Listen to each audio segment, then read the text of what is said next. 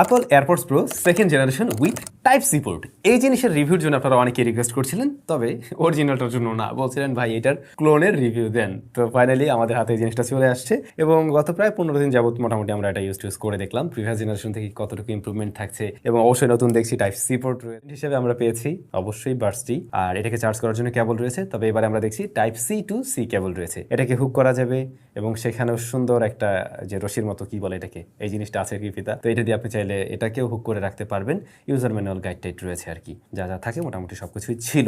তো এইটার ডিজাইন নিয়ে নতুন করে কি বলবো, সেম ডিজাইন সেম লুকসের, খুব স্বাভাবিক। জাস্ট আমরা দেখছি টাইপ সি পোর্ট এবারে থাকছে লাইটনিং পোর্টের বদলে। টাইপ সি হওয়াতে অবশ্যই একটু বাড়তি সুবিধা পাওয়া যাবে এবারে, কারণ আমাদের বাসার সবারই স্মার্টফোন রয়েছে এবং সবার স্মার্টফোনে এখন টাইপ সি পোর্ট, তো ওইটা দিয়ে ডিরেক্টলি আমরা চার্জ করতে পারবো চাইলে আর কি। বাট এই ধরনের বাডসগুলোকে না আসলে চার্জ করা উচিত একটু কম ওয়াটের কোনো চার্জার দিয়ে, সেটা ভালো হয়। কম্পিউটার থেকেও করতে পারেন, ল্যাপটপ থেকেও করতে পারেন, ওটাই আর কি ভালো হয়। যাই হোক, পাশাপাশি আমরা দেখছি এখানে একটি মাইক্রোফোন পোর্ট রয়েছে, অন্যদিকে স্পিকার গ্রিল রয়েছে একটা, এটার মাঝে বিল্ট-ইন একটা স্পিকার আছে নোটিফিকেশন দেওয়ার জন্য, আপনারা জানেন। আর সামনে পিয়ারিং বাটন রয়েছে, অন্য পাশে আমরা দেখছি এখানে একটা নোটিফিকেশন লাইট। এটাতে কিন্তু ওয়্যারলেস চার্জিং সিস্টেমও সাপোর্ট নেয়। ঢাকনাটা খোলার সাথে সাথে ইনস্টা খোলার সাথে সাথে দেখছিলাম অ্যাপলে আর কি পপ আপ নোটিফিকেশন দেয়, তো আপনি চাইলে ওখান থেকে ডিরেক্টলি কানেক্ট করতে পারবেন, মানে একটা ভাব দেবে এরকম যে আমি অরিজিনাল এরকম ভাব নিচ্ছে আর কি। যাই হোক, এর বার্ডসগুলো বেশ লাইট ওয়েটেড, খুবই লাইট ওয়েটেড, ওই 3.5-4 গ্রামের বেশি মনে হয় না যে এর ওয়েট হবে।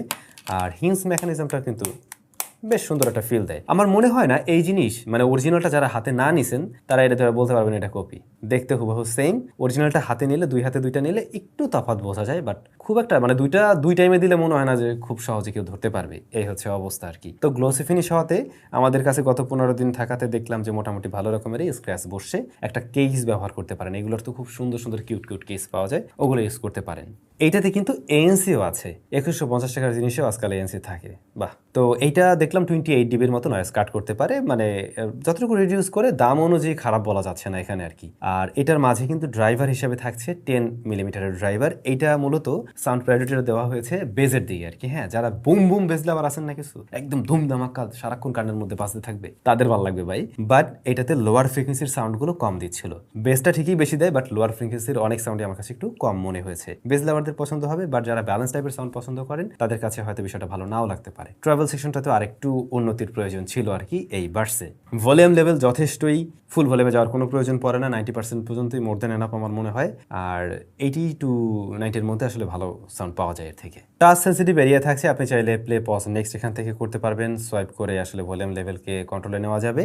আর এই বার্স থেকে আপনি ব্যাটারি ব্যাকআপ যদি এএনসি অফ রাখেন সেই ক্ষেত্রে 3.5 থেকে 4 ঘন্টার মতো ব্যাকআপ পাবেন। এই বিষয়গুলো অনেকটা ভলিউম লেভেলের উপরে কিন্তু ডিপেন্ড করে। আর যদি কিনা এএনসি অন রাখেন তখন এটার 3 থেকে 3.5 ঘন্টার মতো একটা ব্যাকআপ দিবে, এটাও অবশ্যই ভলিউম লেভেলের উপরে ডিপেন্ড করছে। কেসের মাঝে আসলে কত এমএএইচ এর ব্যাটারি আছে এই ব্যাপারটা আমি শিওর না, এই ধরনের ক্লোন টিডব্লিউএস গুলোতে এই ব্যাপারগুলো খুব একটা জানাও যায় না, তবে এর থেকে 3 বার চার্জ করা যায় আর কি এই বার্সকে। কথা বলার জন্য এটা খুব একটা দারুণ কিছু হচ্ছে না, হ্যাঁ অবশ্যই কথা বলা যায়, তবে একটু লাউডলি বলতে হয়। আর আউটডোরে বসে কথা বললে অপর প্রান্তের ব্যক্তি একটু নয়েজি ভাই ওরকম একটা ফিল পেতে পারে, বাট ইনডোরে বসে কথা বললে মোটামুটি কথা বলার মতো। Plus sound quality plus 1 year warranty এবং ভাব, এই সমস্ত বিষয়গুলো এতে আছে। তবে তারপরও যে সমস্ত জায়গাগুলোতে আরেকটু ইমপ্রুভমেন্টের সুযোগ ছিল, ফার্স্ট অফ অল এটাতে বেস ভালোই দিচ্ছে, বাট সাউন্ডের ক্লারিটি বা লোয়ার ফ্রিকোয়েন্সির সাউন্ডটা আরেকটু বেটার দিলে ম্যাক্সিমাম মানুষেরই তখন এর সাউন্ডটা ভালো লাগতো।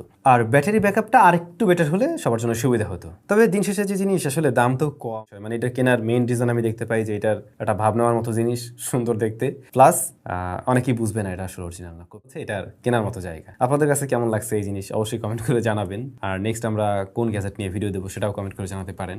ভালো থাকবেন, দেখা হচ্ছে নতুন ভিডিওতে। আপাতত বিদায় নিচ্ছি এখান থেকে, টাটা, বাই বাই।